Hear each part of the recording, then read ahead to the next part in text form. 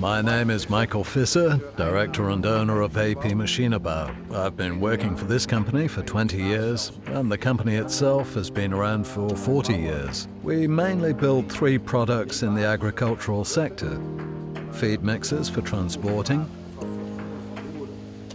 irrigation systems, as well as machines for earth moving.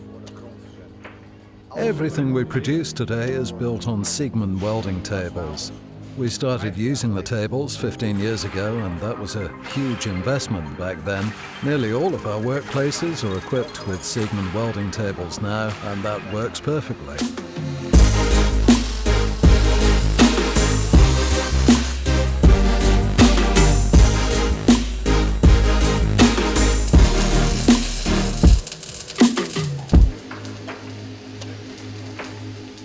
Seven years ago, we purchased welding robots and used them with our own constructions.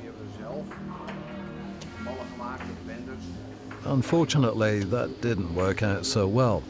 Thereupon, we combined our robots with Siegmund U-squares with help from last partner's multi-weld. Without Siegmund's engineering skills, we could never have got that far. With these products, we're able to weld much faster and precisely.